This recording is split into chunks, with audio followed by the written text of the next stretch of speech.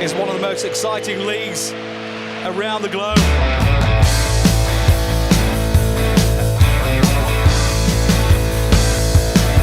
Now all you women who want a man on the street, who don't know which way you wanna turn, just keep it coming and hold your hand out to me, 'cause I'm the one who's gonna make it burn. I'm gonna take it down, down, down, down. So don't you fool around. I'm gonna pull that till you say it. Shoot to feel, play to kill. Too many women, but too many bills to sell. Shoot to feel, play to kill. Gun and gun at the ready, gonna find the will. Yeah!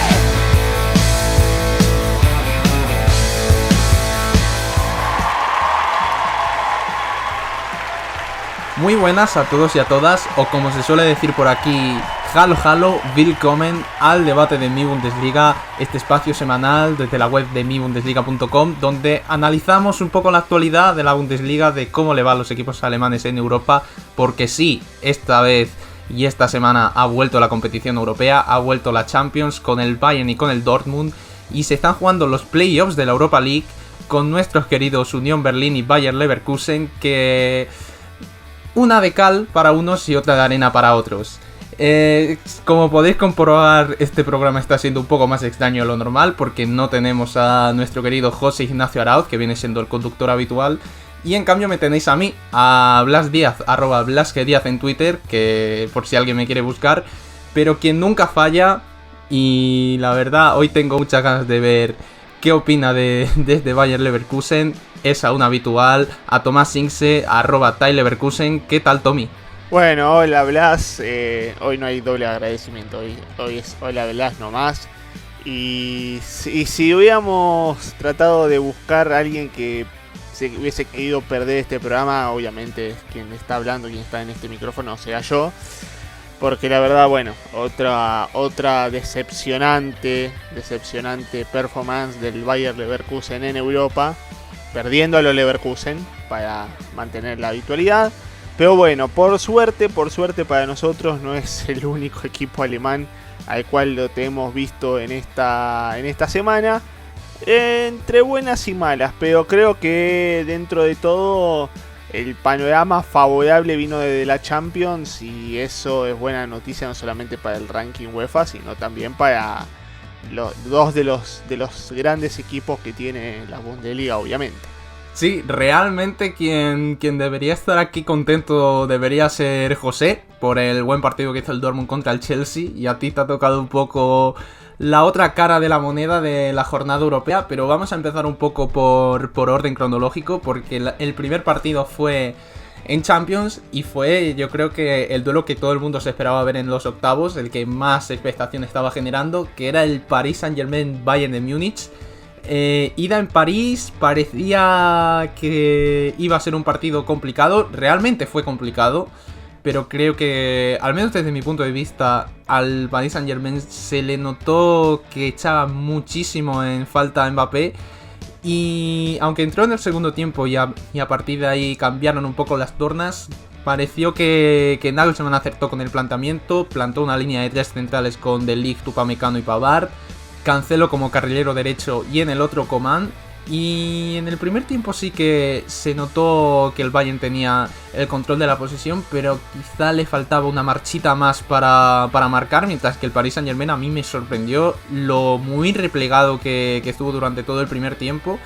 Y extraño el cambio que hizo Nagelsmann en el descanso, porque ni Musiala ni Sané estaban brillando. La verdad fue un partido muy discreto para ambos, pero decidió cambiar a Cancelo, que si bien no estaba siendo de lo mejor, tampoco estaba siendo de lo peor, para meter a Alphonso Davies, cambió a los carrileros, movió a Coman al carril derecho, y a partir de ahí vino el gol del Bayern, que le terminó dando la victoria. Un buen centro de Davies que encontró a Coman solo en la otra punta del área, enganchó un poco de volea y se la comió Donnarumma. Ciertamente pareció un poco más de mérito del arquero italiano que mérito de Coman, que hizo un poco la ley del ex en San Valentín. Y a partir de ahí sí sufrió, porque una vez entró Mbappé, el Paris Saint-Germain empezó a hilar más jugadas, empezó a sentirse más cómodo.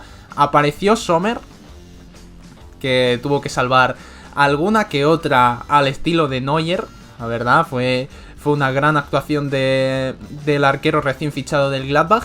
Y sin ser un partido muy brillante a nivel individual, creo que la sensación que se lleva el Bayern, Tommy, es que a nivel general el equipo rindió bien, y de una eliminatoria que parecía muy muy complicada se llevan un resultado bastante positivo, siendo la vuelta en Múnich.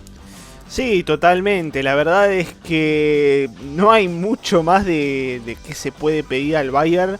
Quizá el hecho de que el resultado se queda, entre comillas, corto, porque hay que decirlo.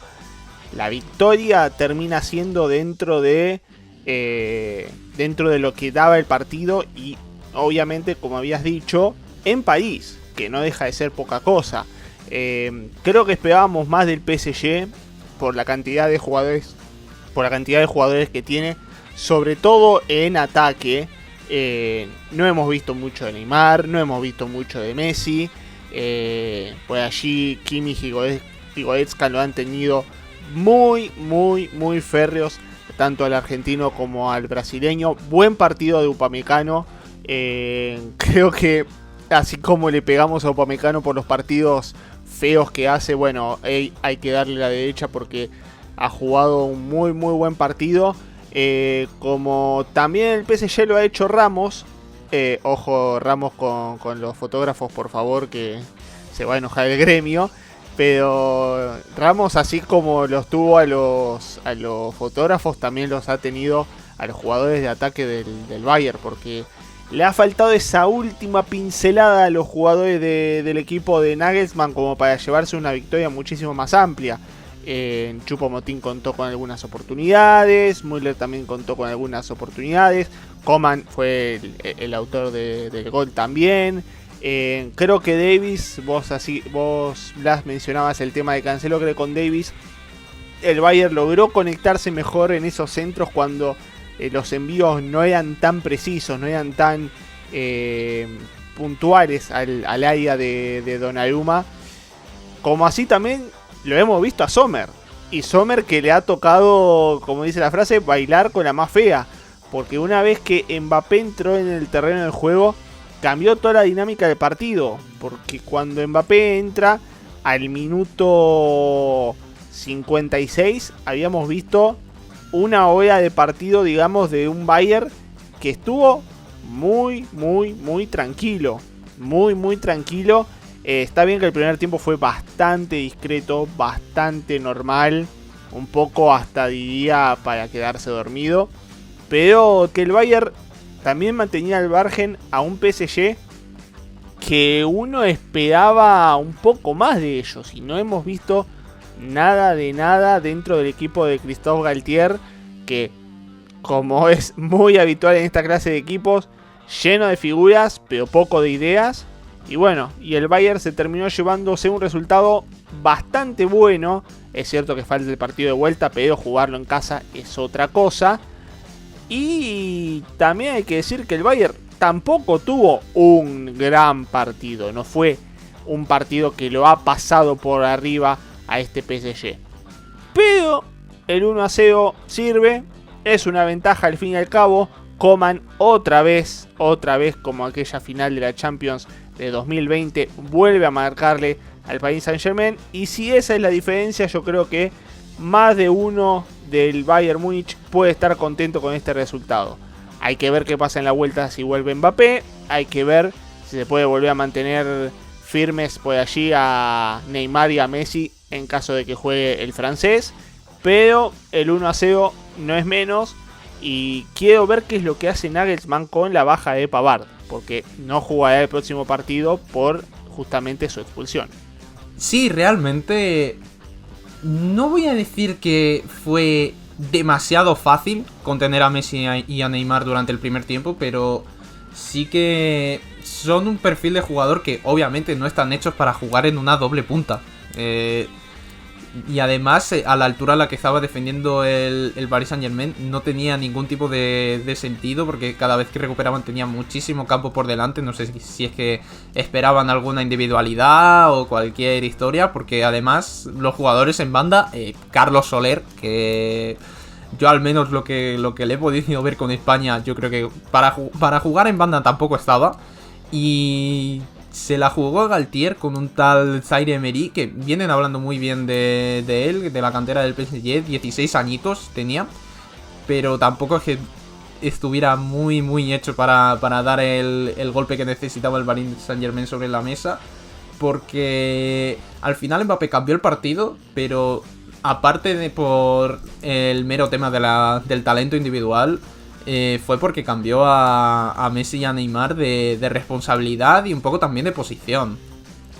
Y cuando no les tocó jugar, lo dicho, tan encorsetados en una doble punta, realmente la dinámica cambió. Ahora bien, sí que lo negativo que se le puede achacar a este Bayern es que tuvo tramos donde realmente el dominio fue superior y hubo alguna que otra ocasión para no ganarlo con un 1-0, que realmente le da algo de vida al conjunto de la Liga para la vuelta. Pero la expulsión de Pavard va a ser un poco mala, porque en el sentido de que para mí Nagelsmann va a tener que cambiar el sistema. No creo que se la vaya a jugar con Daley Blind de titular, ni mucho menos. Y me da la sensación de que va a tener que volver a una línea de 4. Intentar colocar, lo dicho, doble pivote con Kimmich Goretzka, Musiala un poco más centrado, y ya el 4-2-3-1 que tanto se le pide a Nagelsmann, porque sí que he leído muchos comentarios en Twitter y demás diciendo que era obligatorio partir con defensa de 4, y ciertamente lo va a tener que hacer, yo creo, más que por obligación, lo va a tener que hacer por necesidad. Sí, también es que hay formaciones y formaciones, sobre todo con Nagelsmann, que es una caja de Pandora en este sentido. Y yo creo que en el Allianz Arena vamos a ver un partido diferente desde lo táctico, pero no sé si tan así desde el rendimiento de los que hemos visto en este partido de ida. Creo que en el PSG ha quedado más que claro que la clave del equipo pasa por Mbappé.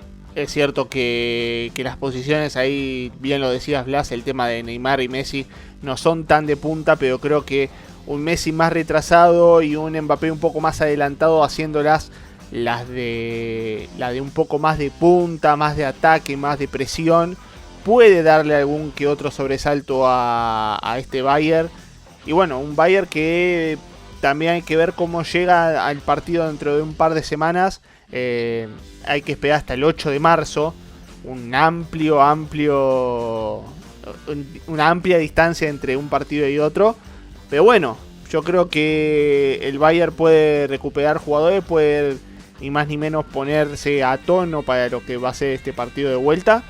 Y veremos qué es lo que pasa. Veremos si el Bayern puede conseguir el resultado que le ha faltado, ni más ni menos que en este Parque de los Príncipes, que también hay que decirlo, en los últimos 33 partidos de Champions, solamente 2 veces el PSG no pudo marcar, y las 2 veces fue ante el Bayern Múnich. Sí, dato curioso. Además, también para redondear, el Bayern lleva ya 7 de 7, pleno de victorias en todos los partidos que ha disputado de Champions esta temporada. Y moviendo también, ya cambiando un poco de tema, y moviéndonos al partido del Dortmund, yo decía que era obligatorio, prácticamente por el nivel que estaba mostrando el Chelsea en Liga y por la buena dinámica que estaba teniendo el conjunto de Edin Terzic. Para mí era prácticamente una obligación ganar, o al menos una obligación incluso pasar de ronda, pero sobre todo ganar en la ida, que la ida era en casa. Y fue un partido, digamos, con sus más y sus menos, pero el Dortmund supo hacer muy bien los deberes. En el primer tiempo me dio hasta un poco la sensación de que pasaba lo mismo con el que le pasó al Bayern, que quizá no se esperaba a un Chelsea tan replegado, y me dio la sensación de que, aunque no se generaron demasiadas ocasiones de peligro, Creo que fue un primer tiempo del Dortmund muy serio. Lo único que quizá había que corregir era que cada vez que perdían el balón en algún mata-mata, que hubo bastantes, sobre todo en el segundo tiempo, pero también en el primer tiempo, o pérdidas que no estaban tampoco muy bien posicionados los pivotes y la defensa completamente se desarbolaba. Y ahí se le dio mucha vida al Chelsea. Joao Félix dio, creo que 2 o 3 largueros durante todo el partido.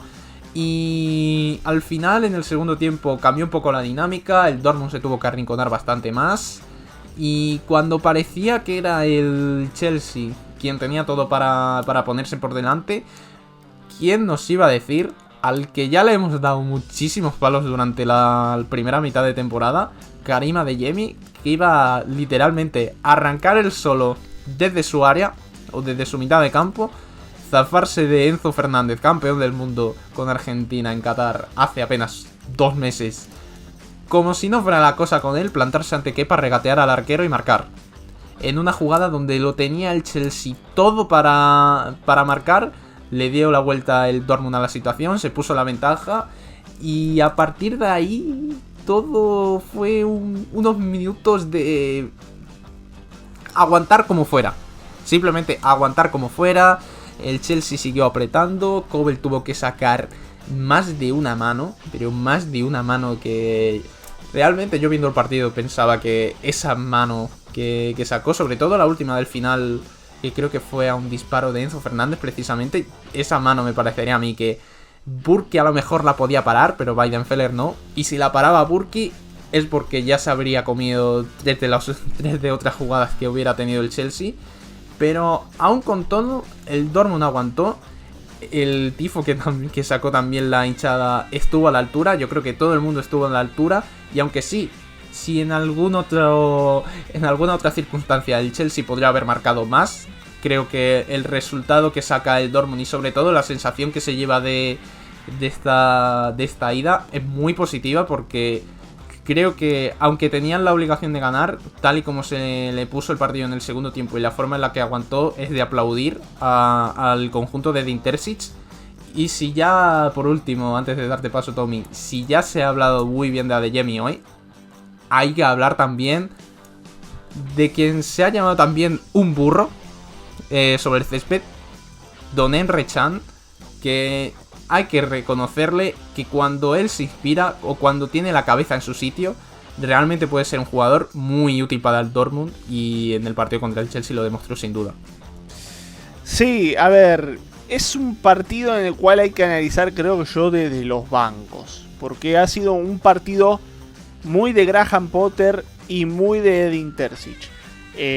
A mí me ha gustado cómo ha presionado, cómo se ha balanzado el Dortmund sobre un Chelsea, y hasta cómo lo ha maniatado de manera tal que el Chelsea tuvo que ponerse el overall, pero a base de balones largos, de utilizarlo por allí mucho a Chilwell, mucho a Enzo Fernández, muchos balones largos. También por allí aparecía Loftus-Cheek, muchos balones largos a Félix, a Mudryk, a Havertz, sin tanta originalidad, sin tanta intención. Es cierto que en el segundo tiempo fue otra mirada, pero creo que cada uno entendía su propio papel y trataron de ponerlo de la mejor manera. En ese sentido, el Borussia Dortmund fue muy claro, muy metido y muy concentrado. Y esto hay que remarcarlo, porque muchas veces hemos recalcado en este programa la cantidad de partidos que el Dortmund terminaba empatando o perdiendo por sus propios problemas de falta de atención, de falta de posicionamiento, de desconexión entre sus propios jugadores, que obviamente hay cierta responsabilidad del entrenador, pero hay muchas responsabilidades que también son propias de los jugadores. No, en este sentido hay que decir que Terzic no solamente logró imprimirles esa importancia de este partido a los jugadores del Dortmund, sino que también los propios jugadores del Dortmund entendieron de qué se estaba jugando en el día de hoy. No hay que decir mucho de Gregor Kobel, no hay que decir mucho de Jude Bellingham, nosotros ya sabemos la calidad de jugadores que son ellos, Pero sí tenemos que hablar, por ejemplo, la de Yemi, que como bien lo decía Blas, se anotó un partidazo y logró un contraataque letal ante un pobre Enzo Fernández que quedó como único defensor cuando no es su fuerte. Esto dicho con todo respeto, no es su fuerte. Y bueno, ante 40 metros de espaldas, todo un campo de juego para que Adeyemi haga gala y uso de su velocidad, era muy difícil que Enzo pudiera terminar ganando ese duelo. Y bueno, Kepa en el mano a mano tampoco pudo hacer mucho. Gran gol de Adeyemi. Pero también hay que hablar de Emre Can. Emre Can, que ha estado soberbio en esa posición como líbero. Soberbio atrás, soberbio adelante. Ha sido un todoterreno como en su momento lo hacía en el Bayer Leverkusen y en unos destellos lo había sido en el Bayern Múnich. Y creo que de empezar a ver esto un poco más seguido, ya estaríamos hablando de una gran recuperación de Edin Terzic. Y creo que conseguir a un Emre Can en un buen momento, en una buena sintonía, es casi como tener un nuevo fichaje para este Borussia Dortmund cuando se le estaba buscando la puerta de salida. También hay que decir, gran partido de Julian Brandt. Gran partido de Julian Brandt, que ha sido modélico a la hora de formar las jugadas, de meter los pases, de encontrar espacios. Un Julian Brandt que no solamente hace acordar al del Bayer Leverkusen, a sus mejores épocas en el Bayer Leverkusen, sino que también a un Julian Brandt que hasta podría superar en algunos pasajes a ese mismo del Bayer Leverkusen. Me gustó mucho la actuación del Dortmund. Es cierto que en el segundo tiempo hay que explicar un poco la victoria desde el lado de Gregor Kobel, porque si no fuera por él, creo que estaríamos hablando de un partido en el cual el Chelsea se habría llevado al menos una igualdad para tratar de conseguir la victoria. Pero tampoco he visto de parte de Graham Potter muchas ideas como para que este Chelsea pudiera desplegar su juego con los jugadores que tiene. No te voy a decir que Havertz sea un jugador de enorme mentalidad, pero la calidad la tiene. Lo mismo para Joao Félix. Mudryk recién ha ingresado, pero también se le ha visto en el Shakhtar que tiene calidad para con qué. Enzo Fernández muy retrasado, apenas con un papel muy dentro de los pases. Ziyech es creo que de lo que mejor me ha gustado, pero creo que con los nombres que tiene el Chelsea uno podría esperar mejor de ellos. Y así todo, no solamente por el de Graham Potter, sino por la idea de juego y la concentración que tuvo este Borussia Dortmund para enfrentar, como hace tiempo creo que no lo hacía, y creo que más de uno del Borussia Dortmund puede coincidir conmigo. Hace tiempo que no veíamos a un Dortmund tan serio en Europa de esta forma, ante un rival de peso. Creo que este Dortmund puede dar mucho más en el partido de vuelta. Veremos qué es lo que pasa. Eso sí, a diferencia del Bayern, que creo que puede hacer un poco más en casa, no deben dormirse en los laureles, porque en Stamford Bridge pasan cosas impresionantes y ahí es donde van a tener que mantener esa mentalidad justo para el partido de vuelta. A mí en cierto modo me sorprendió que, como tú decías, que al principio el Dortmund fue a buscar al Chelsea. Y yo la verdad me esperaba un bloque bajo como el que sacó contra el Manchester City, sobre todo teniendo en cuenta que al Chelsea también le gusta jugar mucho con la posesión, sobre todo ahora que está Graham Potter.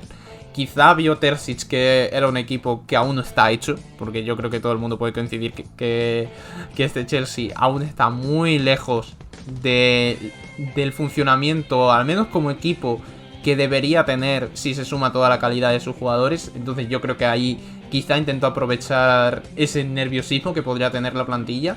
Y realmente uno mira el 11 y no sé, es una cosa muy extraña. Loftus-Cheek, que realmente lleva muchísimos años en el Chelsea, pero tampoco estaba siendo muy indiscutible esta temporada, estuvo de titular. Ziyech, que hace 3 semanas se iba a ir al Paris Saint-Germain en el Deadline Day, titular. Luego Mudryk, que llegó y realmente no sé cómo catalogar su partido, porque quizá no está tan preparado, que obviamente es un jugador que tiene tiene su cierto potencial, pero creo que aún no estaba muy preparado para la que se le vino encima, porque realmente Marius Wolf lo secó. Y entre un Havertz que no apareció tanto como debería y un Joao Félix que yo creo que quería lucirse demasiado, creo que quería su gol, quería su acción y no la consiguió y eso le terminó frustrando, fue un 11 bastante raro por parte del Chelsea, porque si uno mira el banquillo, que si un Kovacic, que si un Conor Gallagher, que si uno que ya conocemos mucho de la Bundesliga, que tenemos por aquí a Denis Zakaria y demás fichajes que la verdad, si se cuenta todo el dinero que ha gastado el Chelsea en fichajes, yo creo que se puede sacar fácilmente la plantilla del Dortmund triplicada o incluso cuadruplicada. Así que creo que eso también hace que se tenga que valorar un poco más este triunfo del Dortmund, que obviamente hay que corregir mucho de cara a la vuelta. Yo creo que el bloque bajo va a terminar volviendo, porque si no sé qué esperarme. Pero en general creo que puede ser este partido incluso un punto de inflexión, porque lo dicho, como decías tú, Tommy, que costaba mucho ver al Dortmund pelear en Europa ante un rival de peso, sobre todo en eliminatoria, porque sí que ya en fase de grupos se veía que esta temporada, al menos durante el primer tramo, durante la fase de grupos, aunque hubiera irregularidad en Liga, sí que en la fase de grupos el Borussia estaba muy bien, pero realmente muy bien asentado. Incluso no se descartaba que pudiera pelear la primera plaza de su grupo contra un Manchester City, que eso lo dice todo. Y habrá que ver, lo dicho, cómo se desenvuelve la vuelta. Y un ultimísimo apunte, que justo me acuerdo ahora, que es que el Dortmund no va a poder contar con Julian Ryerson para la vuelta, que por acumulación de amarillas. Que podría pensar uno, ¿por qué? ¿Qué ha pasado si literalmente lleva un mes en el Dortmund? Y es porque ya traía de Europa League con el Unión Berlín, traía 2 amarillas, y pese a dar el salto de Europa League a Champions League y en otro club, se han contabilizado, se han sumado, y esta última que se llevó en la ida, además salió desde el banquillo, se llevó la amarilla, pero por esa amarilla, sumando ya a las que tenía suficiente para que le sancionaran un partido. Yo no sé, Tommy, cómo ves esto, pero me parece cuanto menos surrealista. Yo creo que no, desde que yo llevo viendo fútbol, esto no ha pasado nunca. Es que en realidad no pasaba nunca, porque antes no teníamos los jugadores que salían de sus equipos por el hecho tal de que la UEFA no permitía que un jugador jugara en otro equipo si se iba en el invierno. Así que esta clase de transferencias como las que hemos tenido en este último invierno no eran tal cual como lo vemos hoy en día, por el hecho tal de que si jugabas digamos, por ejemplo, jugabas en Wolfsburg, que jugaba Europa League, y después querías pasar al Leverkusen, no podías jugar en Leverkusen porque ya habías disputado tu plaza en el Wolfsburg. Bueno, esto se ha cambiado hoy en día y básicamente cualquiera puede jugar, pero bueno, arrastra este tipo de situaciones que creo que más de un dirigente, más de un directivo va a tener que revisar para los próximos años. Sí, yo creo que esto nadie lo vio venir, pero ya que se ha mencionado un poquito al Unión Berlín, vamos a cambiar un poco de dinámica. Hemos visto ya que les ha ido muy bien, pero muy bien, tanto a Bayern como a Dortmund en la Champions, y este jueves se ha disputado también la ida del playoff de la Europa League. Sí, ahora ha cambiado un poco el formato, ya cambió la temporada pasada, en el que el segundo clasificado de grupo se tenía que enfrentar al tercer clasificado del grupo de Champions que caía, y tanto Unión Berlín como Bayer Leverkusen no terminaron de hacer bien sus deberes. Les ha tocado hacer un trabajito extra ahora en este mes de febrero.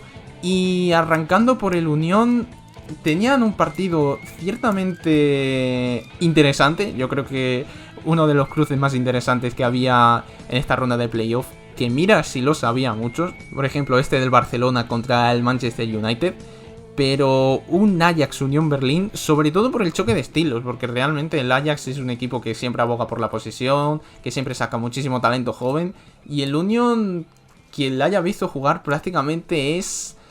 En talento joven no, aunque sí que en los últimos años han tenido que hacer una renovación de plantilla brutal con mucho fichaje, pero sí que en estilo de juego me parecía opuesto, y en la ida tú lo podrás corroborar, Tommy, pero para lo que se esperaba del partido, creo que el Unión estuvo muy maduro, pero muy maduro, incluso debería haber ganado con alguna que otra ocasión que generó.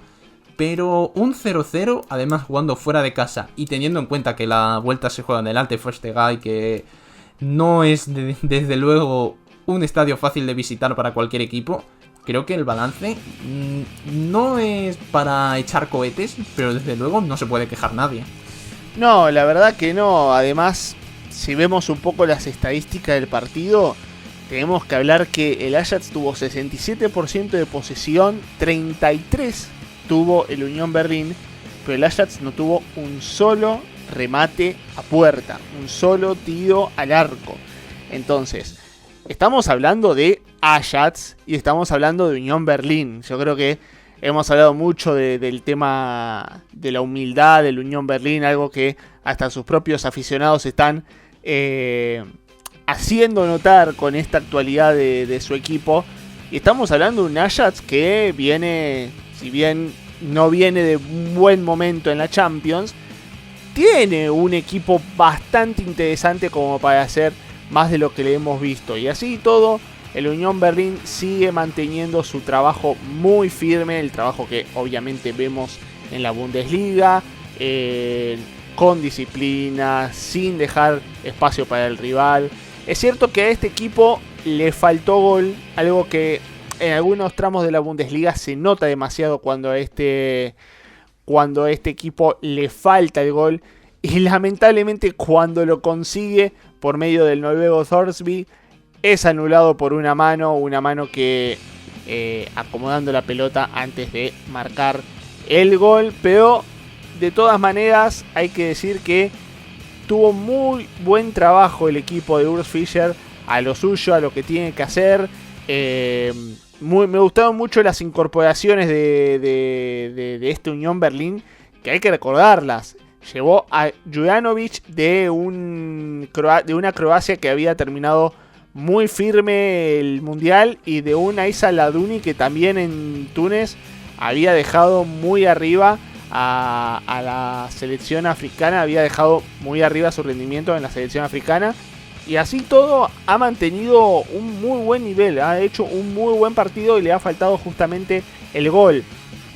Yo creo que si uno preguntaba al principio del encuentro si le da negocio a este Unión Berlín conseguir el empate, mantener ese resultado de 0-0 para la vuelta en el Försterei, creo que más de uno, por no decir todos, terminaban firmando. Pero por lo visto en el encuentro creo que este Unión Berlín tiene con qué para llevarse la clasificación a octavos de final, porque muy poco del Ajax lo han reducido a un equipo muy histórico a absolutamente nada.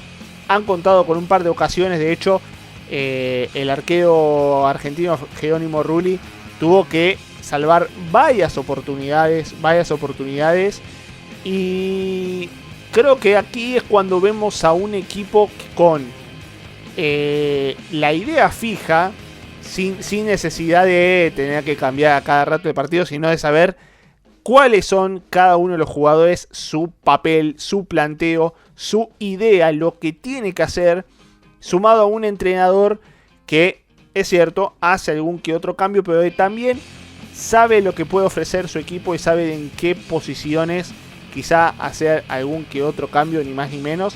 Pero yo creo que para el Unión Berlín también no hay mucho más. El 0-0 se sienta poco por cómo se dio el partido, pero de todas maneras, teniendo en cuenta que el partido de vuelta se jugará en campo local, yo creo que el Unión Berlín tiene muchas chances que de esta manera se pueda meter en una nueva ronda histórica, recordemos, para el Unión Berlín, que bueno, está jugando fase eliminatoria de Europa League por primera vez en su historia. Sí, no solo eso, recordemos que ya la temporada pasada les tocó clasificar a Conference y no pudieron pasar de la fase de grupos. Y creo que se nota muchísimo en partidos como este que el club no deja de dar pasos hacia adelante, que ya no solo pueden pelear la liga, que ya no solo pueden pelear la Pokal, sino que ahora también, si se presenta la ocasión en Europa, no le temen a rivales, al menos que pueden dar miedo desde lo histórico, porque realmente la temporada del Ajax no estaba siendo tan brillante como debería. Estaba en el banquillo Alfred Schroid al empezar la temporada, uno que ya conocemos porque estuvo en el banquillo del Hoffenheim no hace mucho, y tampoco es que saliera muy bien, porque tuvo un rifirrafe con la directiva y acabó a patadas de allí. Además creo que era en plena pandemia, una situación extraña, y realmente la aventura en el Ajax no le ha salido muy bien al pobre. Pero creo que habrá que ver, sobre todo, la forma en la que llega el Unión a la vuelta. Porque ya no es que se juegue solo la semana que viene la vuelta contra el Ajax en casa, sino que también tienen que pensar un poco en la liga, porque esa misma semana se enfrentan al Bayern y puede ser un duelo clave si es que de verdad, y hay ambiente en el vestuario del Unión de que quieren pelear la liga, pues tienen que pensar muy bien cómo afrontan ambos partidos, cuál va a ser el desgaste en ambos, si es que de verdad van a pelear el título hasta el final. Y ahora pasando a lo que Tommy no quiere, porque yo la verdad he visto poquito del partido del Leverkusen, pero lo poco que he visto ha sido desastroso, pero desastroso. Derrota 2-3 ante el Mónaco con un cantadón de Lukas Hradecky en apenas los 10 primeros minutos de juego. Luego sí que apareció Wirtz se echó un poco el equipo a la espalda, que ya se le venía echando de menos, y parecía que se iban a ir 2-2, pero en el descuento el equipo de Mónaco, el equipo monegasco, se llevó el 2-3 fuera de casa. Tommy, no es una noche muy agradable, porque esto lo estamos grabando justo después del partido, pero ¿qué nos puedes decir? Ay, puedo decir tanto y a la vez no tengo ganas de decir tanto, pero bueno. De lo que sí te voy a decir es que no sé si considerarte gafe o mufa según el lugar donde estés, porque si viste lo peor de Leverkusen es porque te has perdido lo mejor, entonces cuando justo viste lo peor es por eso que perdimos, pero bueno. Fuera de eso... no, tampoco vi el gol en el descuento, entonces ahí ya... Bueno, te la deja... Me puedes excusar. Te la dejaré pasar entonces. Pero bueno, hay que decir que hemos visto dos Bayer Leverkusen al principio y al final, y uno en el medio. Obviamente lo del principio y al final fueron la parte desastrosa, y en el medio esta parte que Leverkusen mejoró. Como allí decía Blas, cantadón, error garrafal lo de Lukas Hradecky, que no es la primera vez que vemos que tiene fallas a la hora de salir, que se confía además tan cerca del arco, y termina perdiendo el balón ante un Brel Embolo que ha sido de lo mejor de este Mónaco, que dentro de su once inicial tenía alguna que otra figura, pero no daba para mucho más. Es cierto que creo que en cuanto a plantel, los dos equipos están bastante igualados. Y durante los primeros minutos Mónaco no pateó al arco. De hecho, su primer tiro de forma efectiva llega sobre el cierre del primer tiempo, como habíamos dicho, Embolo, que fue el que más peligro tuvo. Y su peligro, en cierta manera, llegaba desde la presión. Una presión que el Mónaco efectuó muy bien contra el arco del Bayer Leverkusen, y que el Leverkusen, como dije antes, no sabe salir jugando cuando el balón lo tiene Hradecky, porque complica mucho a un arquero que no sabe jugar con los pies. Y lamentablemente Hradecky se complicó, y antes de los 10 minutos, sin haber rematado una sola vez a puerta, el Mónaco iba ganando 1-0. A partir de allí, Leverkusen jugó un primer tiempo para el olvido, poco para rescatar, y sucedió algo que creo que fue lo que cambió un poco la monotonía de este partido, que fue el entretiempo. Yo creo que Xabi Alonso tuvo un acierto y un grave error a la hora de leer este partido. En el entretiempo logró armar a los futbolistas de Leverkusen, los logró rearmar para que puedan ser un poco más compactos en el centro del campo. A partir de allí, a partir de que comenzaron los toques, apareció Florian Wirtz. Florian Wirtz, que cuando toma la pelota, como ya sabemos, es algo diferente dentro del Bayer Leverkusen, dentro de cualquier equipo, pero en este caso dentro del Bayer Leverkusen, que en la primera jugada se sacó a 3 hombres encima, pudo darle un buen pase a Frimpong y para Diaby, que pudo sacarse 2 hombres de encima y rematar por entre las piernas de Newell para marcar el 1-1. Y después, inmediatamente, un par de minutos después, arrancó desde el costado izquierdo, sacó 4 o 5 hombres de encima y la puso contra el palo izquierdo. Leverkusen pasa de perder 0-1 a ganar 2-1. Partido totalmente controlado. Mónaco absolutamente golpeado, sentido desde lo anímico.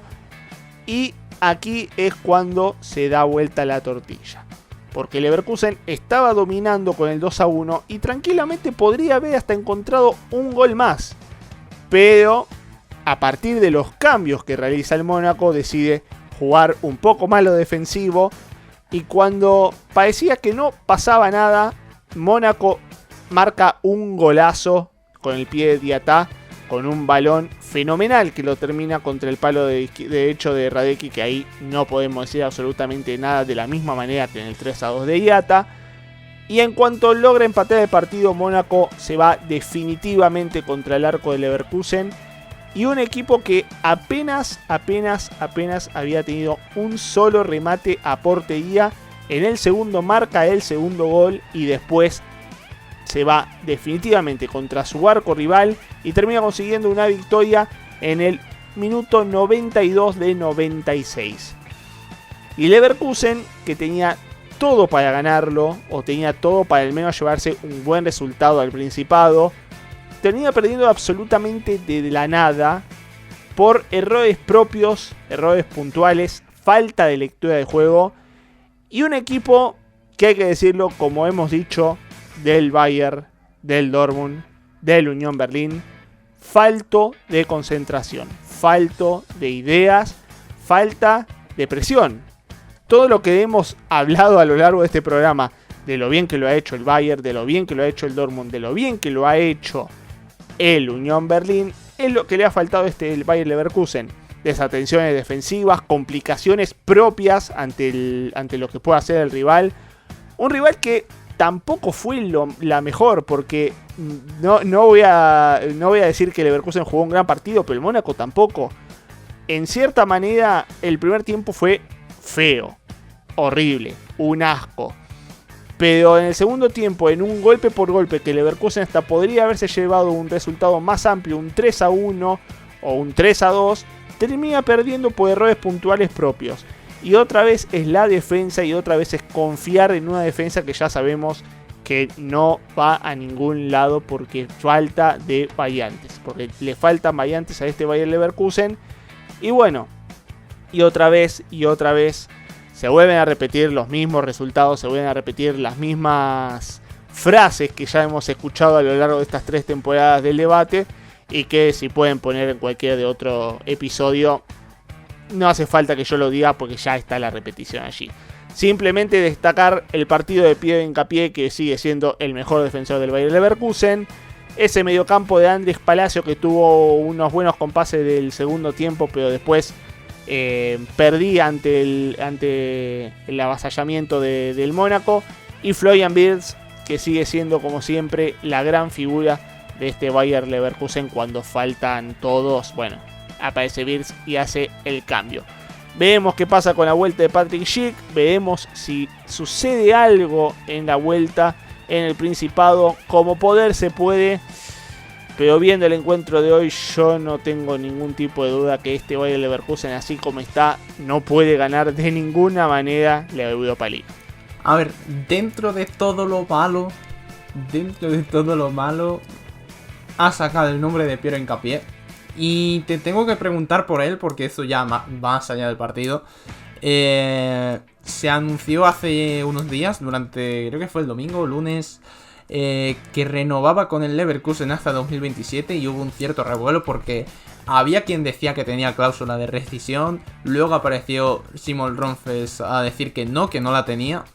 Y te quería preguntar un poco porque... ¿Qué puede significar este movimiento? ¿El hecho de que no tenga cláusula de rescisión le puede comprometer al Leverkusen a venderle pronto? Al menos que haya un cierto acuerdo con el jugador de que, mira, no te ponemos una cláusula de rescisión, pero si llega una oferta medianamente jugosa, pues te vamos a dar libertad para salir. ¿O realmente el Leverkusen, que esto ya lo hizo durante el verano, empezó a renovar a piezas que al menos durante la pasada temporada fueron importantes, porque renovaron a Schick y Schick se ha pegado un hostiazo esta temporada tremendo? Pero ¿crees que el Leverkusen se está posicionando más para vender o realmente quiere que Hincapié se quede en el equipo a largo plazo? Yo creo que es un poco de ambas. Creo que la idea oficial de Leverkusen es mantenerlo lo más que se pueda de la misma manera que Florian Wirtz. Pero todos sabemos que Hincapié, con el buen nivel que tiene, no va a durar mucho en el Bayer Leverkusen. Y vemos qué es lo que sucede. Y las fuentes en Alemania dicen que Hincapié se iría de Leverkusen por 50 millones de euros. Personalmente pienso que con los niveles que se están manejando de la Premier League, que es donde lo buscan a Hincapié, sobre todo el Tottenham ha estado muy cerca de Hincapié en los últimos meses. Muy cerca en el sentido de quien ha estado más apegado al interés de tratar de llevárselo. Creo que con los números que se manejan en la Premier League, hasta el Leverkusen podría pedir 70-80 millones sin dudar de que serían capaces de pagarlo los clubes ingleses. Pero creo que el tema de la cláusula de rescisión, la falta de la cláusula de rescisión, un poco entra en ese sentido de evitar que Hincapié se vaya por un precio menor a ese que el club busca por su ficha. Y un poco también evitar que Hincapié, digamos, sea el que genere esa salida. Porque, bueno, como hemos visto entre tantas otras veces, el tema de la cláusula a veces puede dar algún que otro dolor de cabeza. Y un poco eso es lo que busca Leverkusen con esta renovación. Renovación buena, renovación al fin que viene en un momento justo para reforzarlo. Yo no sé si efectivamente Hincapié va a poder quedarse la próxima temporada. Yo diría que si no es esta temporada será la del 2024, que también la veo en ese sentido para Florian Wirtz. Y vemos qué es lo que pasa. Vemos qué es lo que pasa. De la misma manera que digo de tantos otros, de Diaby, de Frimpong. Me parece que van a ser veranos movidos en el Bayer Leverkusen. También porque hay varias salidas, como por ejemplo la de Charlie Sarangui, que en cualquier momento ya me parece que se firmará su salida al fútbol brasileño. Y entre tanto revuelo, entre tanta movida que está haciendo el equipo, me parece que si no es esta temporada será la siguiente, pero que estemos atentos a ver cómo se arma el Leverkusen en los próximos mercados de pases. Porque ahí estará la clave de si este equipo está para pelear en las grandes ligas o si empezamos a ver otro bajón al nivel del Hertha o del Schalke 04. Sin ningún tipo de duda, esto es así. O se pega el salto en alto o el salto hacia abajo, hacia el precipicio. A ver, que tan hacia abajo. Yo no sé si para tan abajo como el Schalke. Pero a ver, el problema Hertha... de Hertha y Schalke. Pero el problema de Hertha y Schalke es que ya se han quedado sin dinero. Al Leverkusen algo le puede llegar.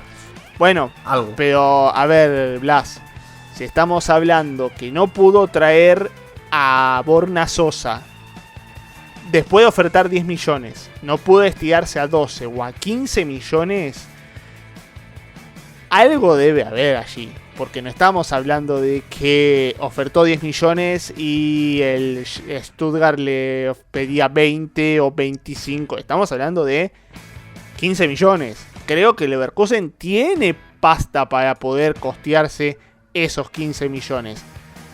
si no puede comprar un jugador a ese precio, me parece que hay algo detrás de las arcas del Leverkusen que no estamos sabiendo. Y eso que ha hecho muy buenas ventas, como la ha hecho en su momento la de Havertz, como en su momento será la de Wirtz, porque Wirtz saldrá definitivamente por más de 100 millones.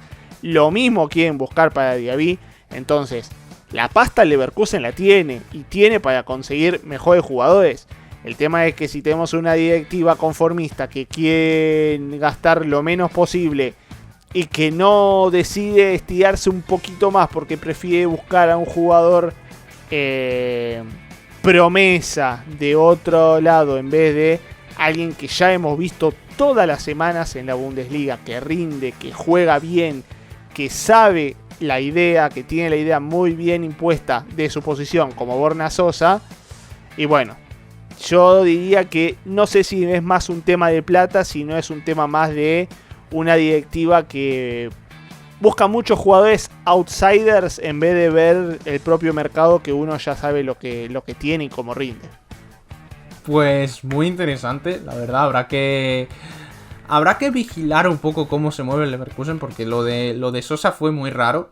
Muy raro, hay que reconocerlo, porque no querer pagar 12 millones en 2023, pero en 2022 querer pagar el doble prácticamente por Gosens también en invierno, fue muy extraño. Fue muy extraño, pero yo al menos tengo la certeza de que tan corto de dinero como el Schalke o como se está quedando ahora el Hertha, no le va a pasar al Leverkusen.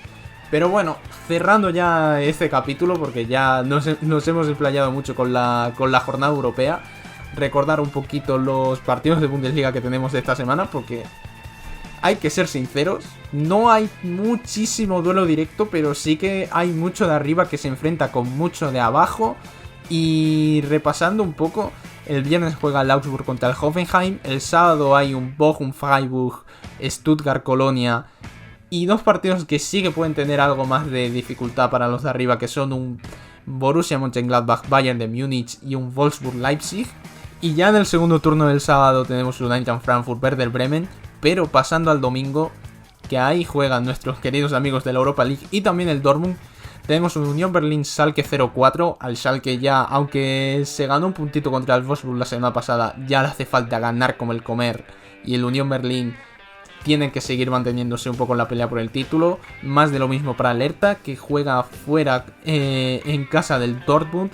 Y por último, cierra la jornada, esperemos que con mayor atino que en la ida de Europa League, Bayer Leverkusen contra Mainz. La verdad, Tommy, un placer haber estado contigo en este programa, aunque no hemos tenido la compañía de José. Yo creo que mejor repaso complicado de hacer. Sí, ojalá con otros resultados para la próxima, pero bueno, esperemos que para el próximo programa tener mejores resultados, tener mejor vistazo a Europa, porque la semana que viene tendremos a un Frankfurt contra un Napoli, un Leipzig contra un Manchester City.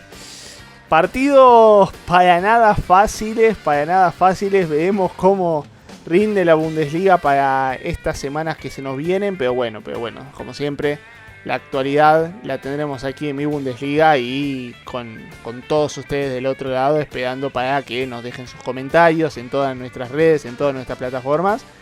Y bueno, con su compañía, como siempre, aquí siguiendo día a día todo lo que sucede en el fútbol alemán. Sí, recordamos que este podcast lo podéis escuchar tanto en YouTube como en todas las plataformas de podcast, que sí, iVoox, Spotify, Apple Podcast, incluso Google Podcast. Y nada, recordad que nos sigáis también en todas nuestras redes sociales, tanto YouTube, Facebook, Twitter, y que también visitéis mibundesliga.com para estar informados de primera mano y cada día sobre todo lo que sucede en el fútbol alemán. Yo soy Blas Díaz, @BlasGDíaz. Y nos veremos, esperemos que con Gazpachen, la semana que viene para más debate de Mi Bundesliga. Un placer.